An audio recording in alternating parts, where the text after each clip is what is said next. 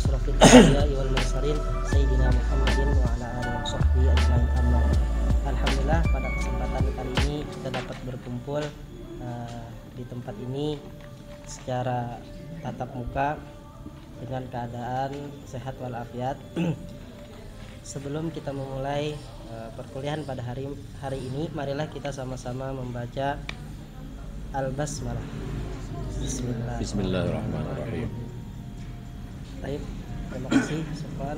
Mungkin langsung saja kita waktu dan tempat kami persilahkan kepada Pak Yai Dr. Haji Imam Muslimin MAG. Kepadanya waktu dan tempat kami persilahkan. Baik. Assalamualaikum warahmatullahi wabarakatuh. Mas Hamdani, terima kasih, dan yang lain-lain ya. Alhamdulillah kita bisa tatap muka yang pertama kali pada mata kuliah Filsafat Islam dan Tasawuf jurusan PA ya, Pendidikan Agama Islam, Magister Agama UIN Maulana Malik Ibrahim, Pasca Sarjana UIN Maulana Malik Ibrahim Malang. Ini masuk pertemuan yang ketiga. Hari ini nanti kita akan ketemu 3 kali dalam salah muhadarat fi liqa wahid. Ini bahasa Arab soalnya. Ini Gontor 6. Gontor 6. Anta hirij Gontor? Saya Ana di Jamiah di Fafak. Jamiah mana?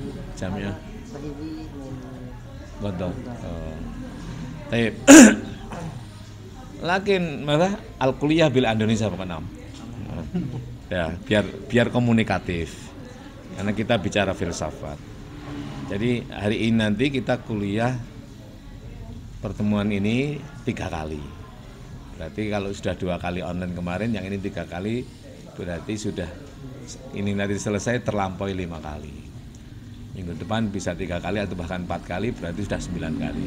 Tinggal sisa kira-kira 5 kali lagi. Berarti ini minggu depan dan minggunya lagi selesai. Kalau misalnya dalam minggu ini kita bisa ketemu, berarti tinggal 1 kali lagi. Kuliah ropel biar segera selesai, tidak jadi beban. Paling tidak beban filsafat Islam dan tasawuf ini sudah selesai duluan. Baik, saya katakan bahwa filsafat Islam dan tasawuf itu mata kuliah paling gampang sedunia ya, paling mudah. Kenapa? Ya karena dia tidak bicara apa-apa selain diri kita. Jadi filsafat Islam dan tasawuf itu ilmu berbicara diri kita. Jadi nggak jauh-jauh, nggak kemana-mana, gitu loh. Enak itu loh. Apa referensinya? Ya diri kita. Bukunya apa? Ya bukunya diri kita ini. Ya gitu loh. Kitabnya mana? Ya kitabmu itu loh. Dirimu itu loh. Enak loh. Jadi nggak usah. Mana bukunya? Ini Pak Yai, buku referensinya mana? Ya cari sendiri aja. Kalau saya bebani membaca buku-buku nanti tambah puyeng. Ya udah, bukunya nggak usah jauh-jauh. Kitabnya apa? Kitabnya Dzalikal Kitabu La Raiba Fi Hudal lil Muttaqin, itu ada dalam dadamu ya. Ilmunya apa? Ya udah, ilmu dalam dadamu itu. Al ilmu fis sudur la fis sutur ya toh. Kan gitu kan? Ya, mari kita kaji pada pertemuan 1 dan 2 kemarin sudah kita sampaikan tentang introduction filsafat ya toh. Dari zaman apapun sampai kapanpun kalau kita bicara filsafat itu objeknya ya 3. Ontologis, bukan antologis loh ya. Kadang-kadang kita ngomongnya gaya itu tambah keliru itu loh. Karena antologis dengan ontologis itu beda itu loh ya. Jadi jangan kemana-mana dulu. Jadi itu ada yang antologis. Ada buku itu antologi apa? Antologi kayak bunga rampai itu loh. Jadi beda ya, bunga comotan-comotan itu muktatofat ya. Muktatofat itu antologi. Tapi kalau ontologi itu bicara barang. Jadi bicara apa? Nah, dalam kaji filsafat maka harus ada proses yang disebut dengan proses ontologis. Apa proses ontologis itu? Ini mengulang sedikit ya, karena di online kan nggak begitu jelas. Yaitu proses menemukan benda atas kata. Kenapa demikian? Karena sebenarnya benda itu lebih dulu ada sebelum muncul kata. Tidak pernah ada kata muncul begitu saja tanpa didahului oleh adanya benda. Jadi benda itu lebih dulu ada, baru kata itu. Nah sementara kita ini kan berbicara kata-kata, ngomong itu kata-kata kan, kata-kata, teks itu kata-kata semua. Alam ini kata-kata. Ya toh, bendanya mana ya? Kejadian-kejadian ini bendanya mana? Nah, proses menemukan benda atas kata, dilalah itu bukan dalil. Dalil itu kata, dilalahnya mana? Itu namanya proses ontologis. Maka ontologis itu bicara apa? Yaitu apanya itu loh. Contoh misalnya ya mata misalnya ya. Mata gitu. Mata dengan mata-mata beda loh ya. Mata misalnya. Dulu mana kata mata dengan mata itu? Dulu mata. Ada mata baru dikata. Ada benda yang berada di wajah kita dua macam ini. Lalu dikata mata. Padahal dua kok nggak mata-mata ya. Nanti kalau mata-mata artinya beda lagi itu loh. Iya toh. Nah, kacamata misalnya. Mana kacamatanya itu? Harus ada kan? Ini misalnya. Jelas namanya ontologis ya toh. Namanya ontologis. Bukan kacamata yang dipakai Bapak itu, bukan. Ya ini. Kenapa? Karena beda fungsinya. Ya, kalau sudah bertemu dengan benda yang ditunjuk oleh kata, foto-foto silahkan, moto aku Pak Dasan silahkan, enggak tak larang gitu loh, ya silahkan aja, mau merekam, mau moto, bebas. Nah, maka harus ada benda yang ditemukan. Untuk apa? Nah, kalau sudah bertemu dengan benda, berikutnya kemungkinannya adalah kita ini berketepatan untuk mempraktekkan dan memperlakukan benda tersebut. Berketepatan untuk memperlakukan benda dengan perlakuan yang benar dan tepat, itu namanya proses epistemologi. Maka epistemologi itu bagaimana kan? Bagaimana toh? Kalau ontologis itu apa? Epistemologis itu bagaimana? Mengapakan namanya proses ontologis. Mengapakan kata sampai berjumpa dengan benda namanya proses ontologis. Nah, membagaimanakan namanya proses epistemologi. Botol misalnya, botol ketemu ini bendanya, baru saya bisa mempraktekkan secara tepat dan benar. Bagaimana itu? Ya terus kayak minum atau apalah ya, tepat kan? Kalau ngantem kiri ya kurang tepat ya toh. Nah, dari apa kemudian bagaimana, berikutnya akan namanya aksiologi, yaitu untuk apa? Nilai guna, manfaat. Nah, filosof non muslim sampai di sini. Asal mendapatkan manfaat ya udah selesai. Pokok wis manfaat selesai. Ketemu barang terus diperlakukan dapat manfaat selesai. Nah, filsafat Islam atau filosof muslim ditambah 2 tingkat. Namanya ma'rifah dan iqon. Apa itu? Bahwa kita bisa mengambil manfaat itu tadi, kita sadar bahwa kita ini manusia nggak bisa hidup sendirian, memerlukan kehadiran orang lain. Ini botol ya toh, ada bendanya kan, gitu, air, lalu kita minum, epistemologi ya, ada manfaatnya. Kita mendapatkan manfaat nilai faedah dari air yang kita minum secara tepat dan benar itu harus menyadarkan diri kita bahwa iki nggak serta merta simsalabim moro ono itu loh. Ma'rifah namanya. Ini oleh karena didatangkan, dibuat, diproduk oleh manusia yang lain. Alias apa? Bahwa manusia itu di dalam menjalani kehidupan memerlukan kehadiran orang lain. Al-insanu madaniyun bitab'i. Itu kan? Fa innahu la yastati an ya'isha binafsihi mungfaridan anin nas ma'zulatan anil jamaah. Memerlukan kehadiran orang lain. Nah, dari sini karena memerlukan kehadiran orang lain akan timbul kesadaran-kesadaran yang lain. Nah, di dalam mengambil kemanfaatan dan mencegah kemadorotan memerlukan kehadiran orang lain, kehadiran pemimpin, lahirlah namanya pemimpin dan lain sebagainya. Kalau filosof muslim tingkat lagi, ma'rifah dan ikhwan. Apa ma'rifah? Ya sadar diri. Saya ini itu jutaan orang, bahkan triliunan orang terlibat di dalam saya mendapatkan manfaat. Nah, kalau filosof non muslim selesai, pokok enak namanya hedonis ya toh. Pokok ketemu barang namanya materialis ya toh. Terus pokok saya iso enak itu hedonistik, atas barang itu materialistik.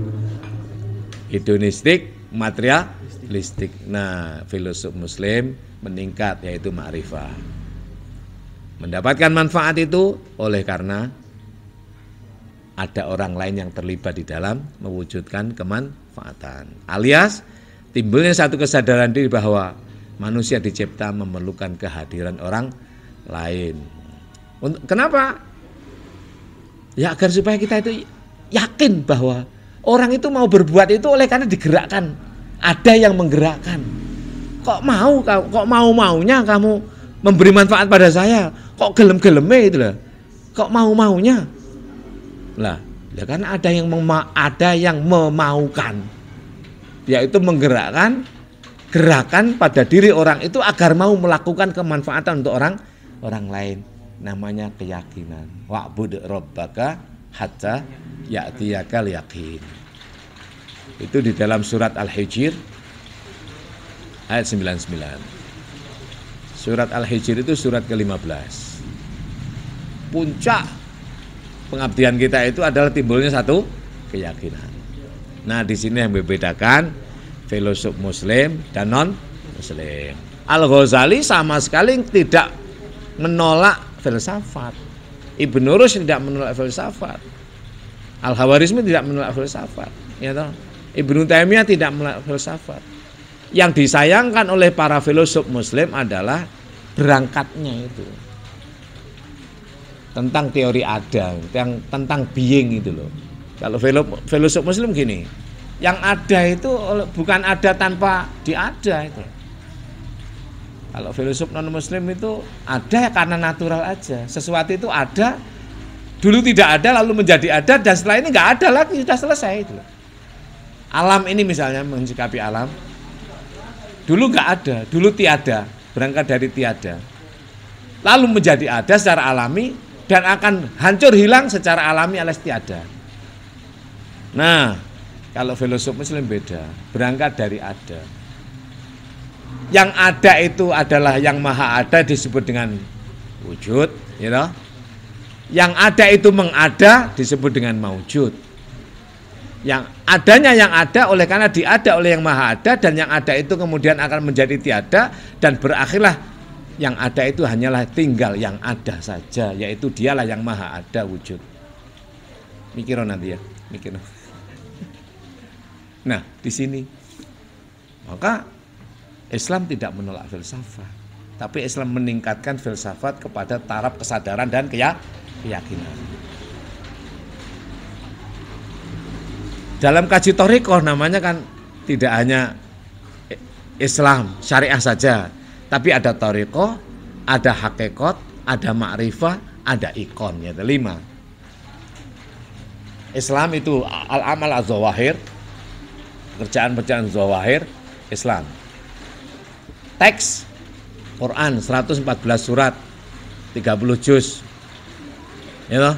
Sekian ribu ayat, sekian juta huruf.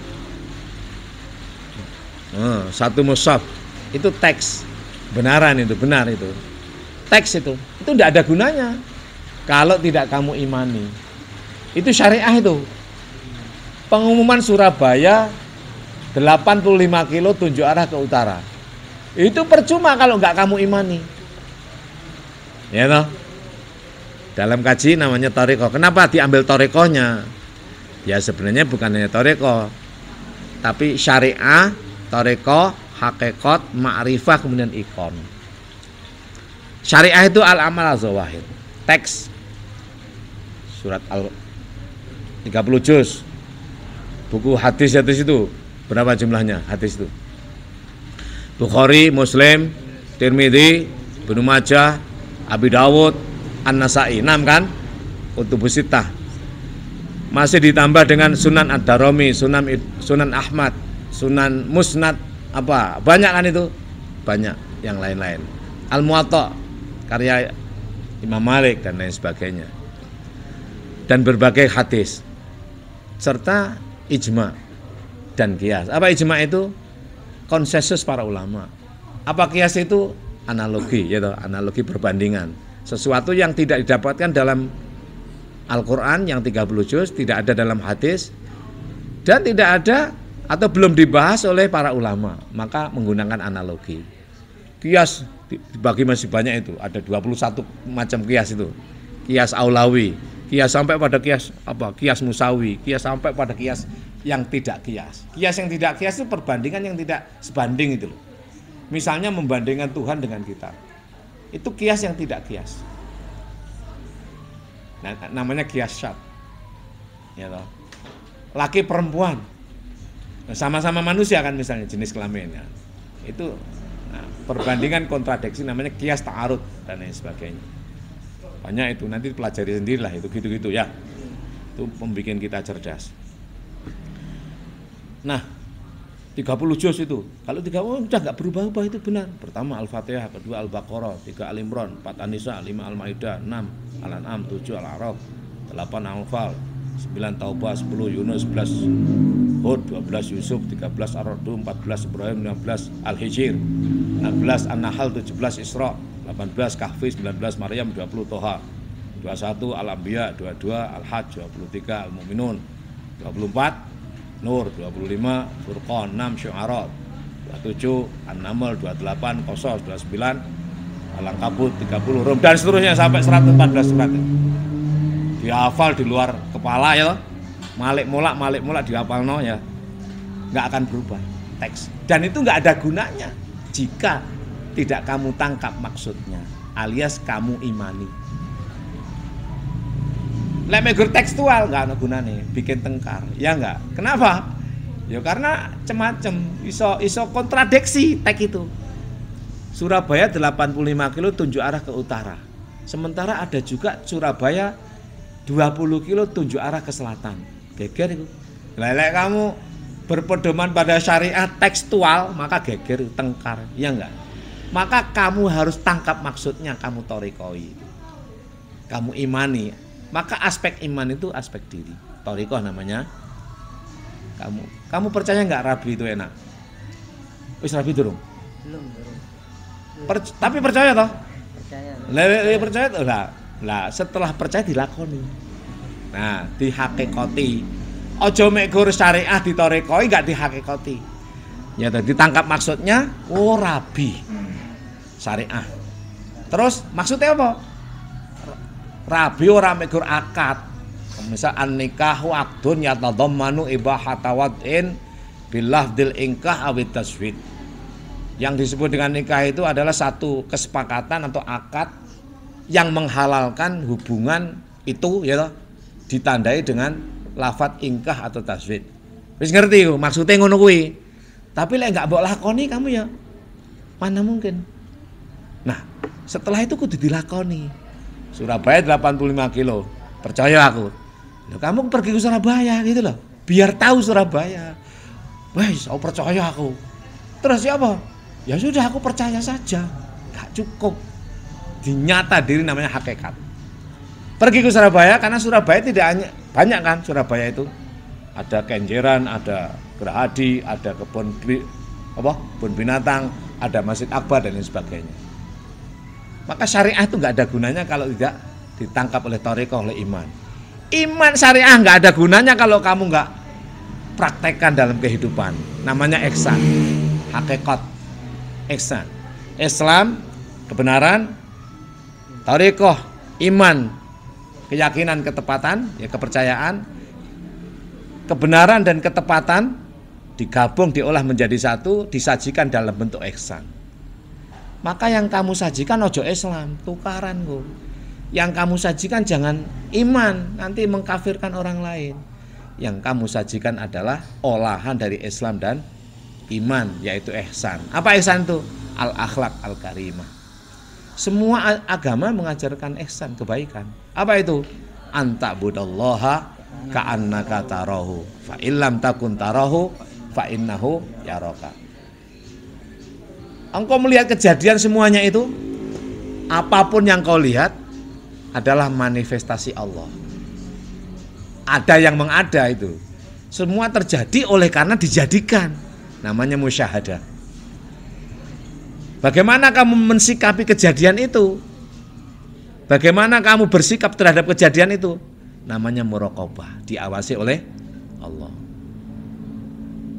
Jadi berbuat baik-baik dok. Kenapa? Loh, ini Allah yang bikin kok. Ini Allah yang bikin. Kalau saya tidak baik sama dengan tidak baik dengan yang membikin. Namanya ihsan. Maka kamu dengan agama apapun harus ihsan. Kepada siapapun apapun harus ihsan. Kamu ketemu dengan orang Katolik kok Islam mbok dudone, kamu ngapir-ngapirne nanti. Ya enggak? Ojo duduhne Islamnya. Maksudnya apa? Ayo sholat itu urusanmu gitu loh. Mana mungkin mereka tahu? Ayo syahadat loh. Ngawur aja. Imanmu yang kamu pamerkan. Tuhan itu hanya Allah loh ya. Ojo liyane. Geger. Lek gak iku kafir loh. Duduk iku. Apa yang kamu sajikan adalah keihsanan, kebaikan. Dia manifestasi Tuhan. Itu manifestasi Allah.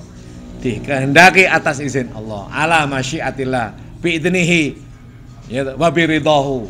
Nah, namanya ihsan. Sehingga kamu akan baik pada siapa, apa, tanpa membeda.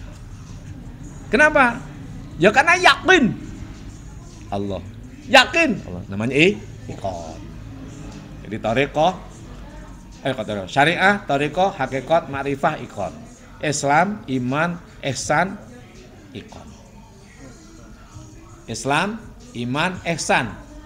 Terus iqon. Syariah, thariqah, hakikat, ma'rifah, ikon. Ma'rifah, ikon jadi satu sebenarnya. Baik. Itu mengulang yang kemarin ya toh. Bedanya di sini distingsi tegas antara filosof muslim dengan filosof non muslim di sini. Maka kamu jangan menolak filsafat. Filsafat itu kafir, jangan guna loh. Filsafat kok kafir? Sekarang saya mau tanya, pisau itu kafir enggak? Pisau yang tajam itu loh. Tidak ada pisau beragama itu. Filsafat itu ilmu kok, pengetahuan. Jadi konstruk apa ya, semacam satu konstruk agar kita itu mendapatkan satu gambaran yang jelas. Itu namanya disebut dengan pisau analisa. Maka semakin tajam pisaumu, kamu akan semakin bisa membuat irisan daging semakin kecil dan semakin sesuai dengan apa yang kehendaki. Semakin tumpul pisaumu, kamu nggak akan kesulitan. Paling gede buat dadekno loro dak jadi dua.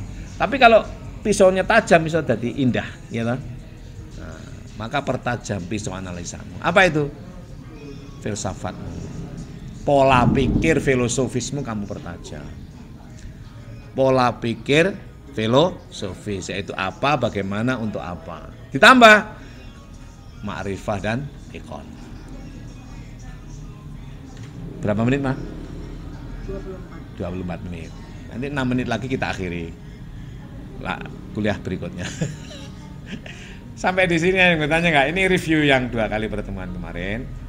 Setelah ini kita masuk lagi akan bicara tasawuf, ya. Nggak ada ya? Kenapa? Ya, monggo. Yang urutannya tadi. Syariah. Ya, syariah, thariqah, hakikat, ma'rifah, kemudian ikon. Sebenarnya ma'rifah itu gandeng dengan ikon. Ikon, ma'rifah. Ini nanti akan kami YouTube-kan, diulang ya, di review ulang. Tidak ada tugas, kuliah filsafat tidak ada tugas. Jadi kuliah filsafat itu gini lah, asal kalian masuk, terus rada ikhlas ya. Tidak ada takut, kamu nggak usah takut, karena tak luluskan semua. yang paling ditakuti oleh mahasiswa itu kan nggak lulus ya. Nah itu kan sama dengan masuk neraka kan. Ya. Makanya kalian tak masukkan surga. Kullu ummati yadkhulunal jannah illa man aba. Semua yang ikut filsafat ini masuk surga semuanya, kecuali yang nggak mau. Yang nggak mau itu siapa? Yang nggak ikut itu loh. Tak suruh mereview, nggak mereview. Nanti kalau mereview jangan di skip. Subscribe belum? Sudah ya, ya subscribe. Wah itu lulus berarti udah. Jadi urutannya syariah, thariqah, hakikat, ma'rifah, iman.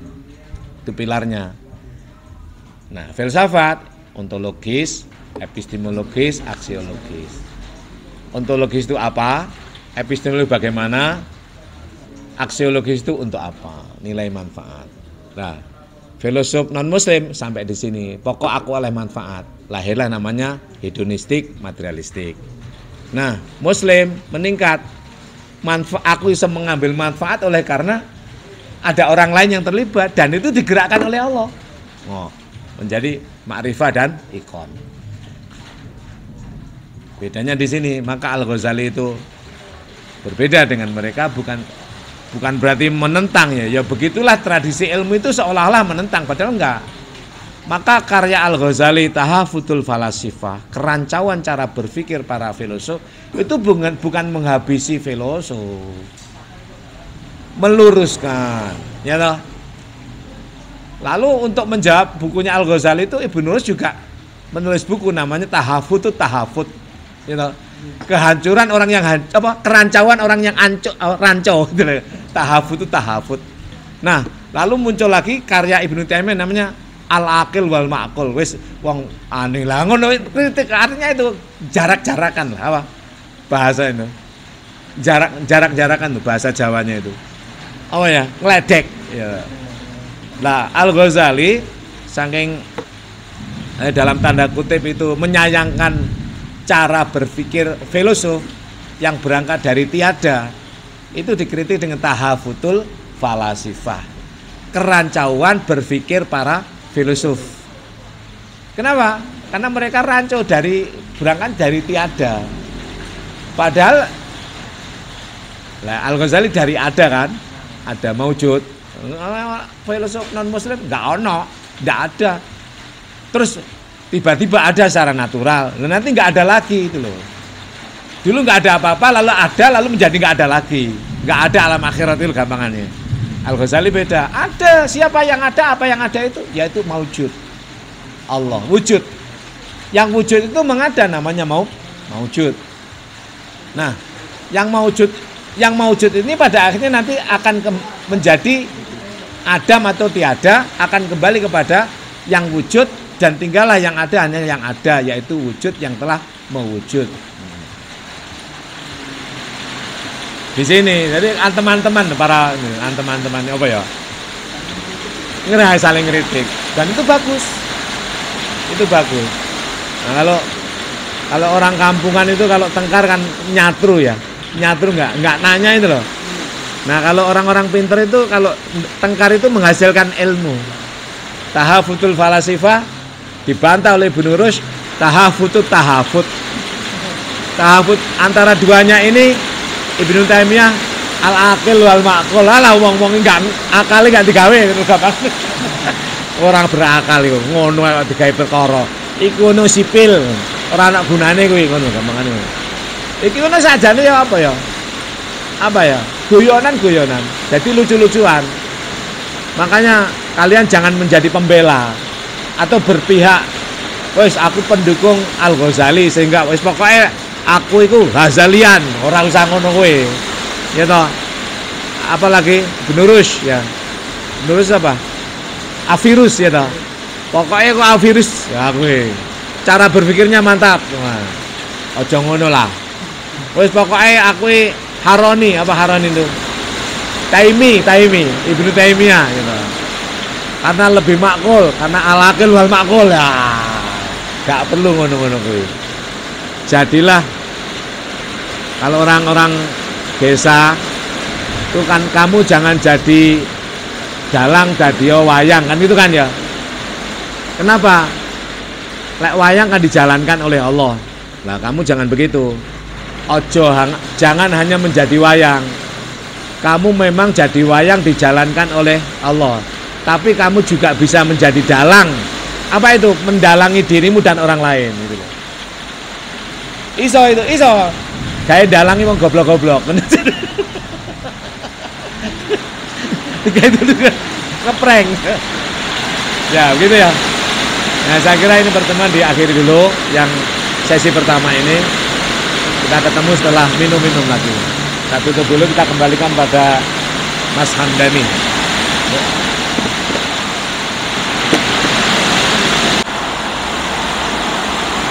Terima kasih kepada Pak Yai Mim, Dr. Haji Imam Muslimin MHG atas penjelasannya yang begitu banyak dan bermanfaat bagi kita semua. Mari kita tutup perkuliahan ini hari ini dengan membaca Alhamdulillah. Alhamdulillah. Jazakumullahu khairan jazaa. Wassalamualaikum warahmatullahi wabarakatuh.